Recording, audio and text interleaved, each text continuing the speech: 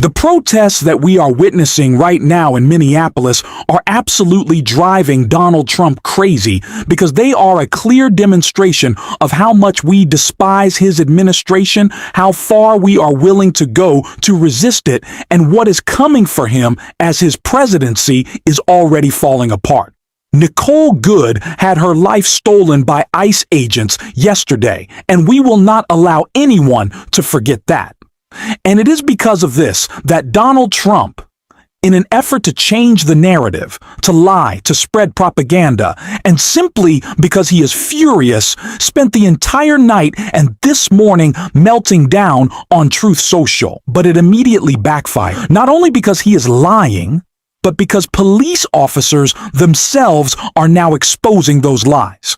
We are going to break down everything that happened, but before we do, if I could quickly ask you to leave a like on this video, and if you haven't already, make sure to hit that subscribe button because it truly helps support our work. Now, before we dive into Trump's post and why it blew up in his face and what one police chief had to say about this disgusting murder, I want to start with some of the protests we are seeing right now on the ground in Minneapolis.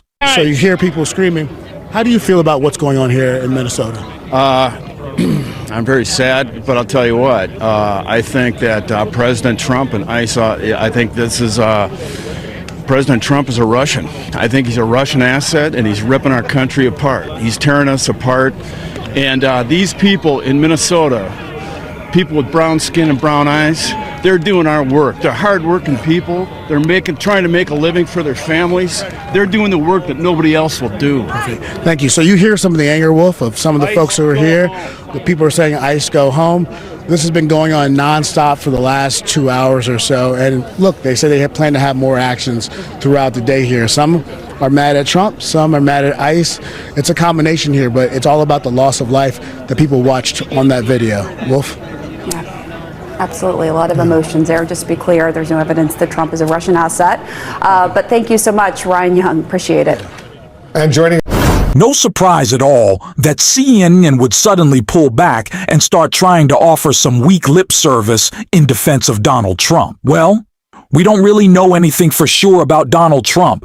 Well, Vladimir Putin hasn't explicitly announced that Trump is a Russian asset, so we can't say that on air. Meanwhile, a protester willing to stand up to this fascist isn't allowed to have his voice heard. It is absolutely ridiculous, but honestly, this is exactly what you expect from CNN. This is their pattern. But seriously, what more proof do people need? Does Donald Trump need to hang a giant banner outside the White House that says, "wholly owned and operated by Vladimir Putin"? The man was literally repeating Kremlin talking points. Steve Witkoff went and trained Russian officials on how to manipulate Donald Trump, how to flatter him to gain leverage and steal Ukrainian land. What are we even pretending about at this point? It's just absurd. These protests are exactly what we need right now. And we need leaders like AOC, who has clearly gotten under Donald Trump's skin, speaking out and telling the truth about what actually happened yesterday. Prosecuted. What we saw today was a criminal murder a woman and shoot her in the head while she was trying to escape and flee for her life. And I think what we saw today was a manifestation of every American's worst nightmare, which is their government turning into a tyranny. Do you believe he should be arrested, the officer involved? I think what we saw was a murder today, and I think that we need, of course. You said that she was fleeing. Murder. That is the only word that fits here. We need to say Nicole Good's name and refuse to let anyone soften what happened. We need to make it absolutely clear that these aren't just obstacles in the way of ICE agents. Human beings are not roadblocks for their bizarre obsession with violence and domination. That is exactly what they crave. These are deeply twisted people who take pleasure in hurting regular people like you and me. They have nothing else meaningful in their lives. Kristi Noem deliberately recruited these people, former Proud Boys, Oath Keepers, even current members, because she knew they viewed themselves as Donald Trump's personal militia and would behave accordingly. And if you've been wondering why people with no proper training, no real qualifications, no competency whatsoever, people who literally force the standards to be lowered are patrolling our streets, what happened yesterday is your answer. They want chaos. They want fear. They want violence. This administration thrives on it. This administration will continue fueling it. It is intentional, not an accident, that these dangerous men are incompetent, criminal, reckless, and ready to fire at any moment. And that is exactly why we need even more protests. I want to show 2 more clips before we get to Trump's post.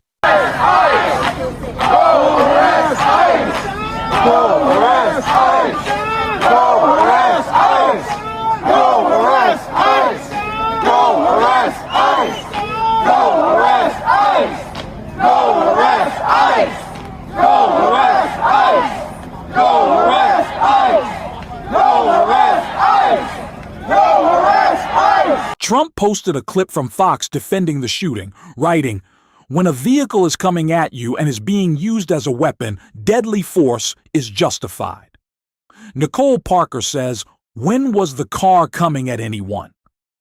That's the question nobody on the right can answer honestly. And what's absurd about this whole narrative is that every conservative explanation starts exactly the same way. Well, the ICE officers were stuck in the snow. They were trapped in the ice. Their car couldn't move. That's why traffic piled up. Meanwhile, across Minneapolis yesterday, there were courageous protesters standing up to ICE, refusing to let them terrorize and brutalize their neighborhoods. That is brave. That is justified. That is what being an American actually means. Standing up to abuse of power. Kristi Noem was losing her mind because hotels, whether it was Marriott or another chain, canceled reservations for large groups of ICE agents. And guess what? That's our right. The Third Amendment exists for a reason. You don't get to impose yourselves on us. You don't get to occupy our communities like Donald Trump's personal militia. We know our rights. They should learn them. But again, every version of this story begins with ICE being stuck.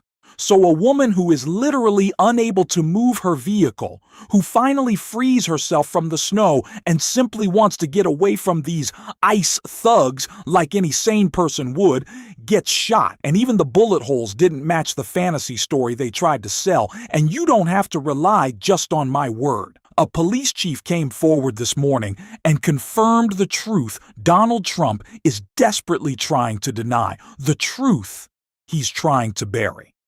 And it is absolutely going to come back to destroy him. Yeah, what are the reasonable actions you're taught to take in a situation like that if an officer believes that someone who is driving a vehicle which could be used as a weapon poses a threat? So someone who is unarmed, that is in a vehicle that may be trying to get away from law enforcement, you want to do everything possible to minimize risk. Because the reality is, firing a handgun at someone driving a car is not particularly effective at stopping the vehicle.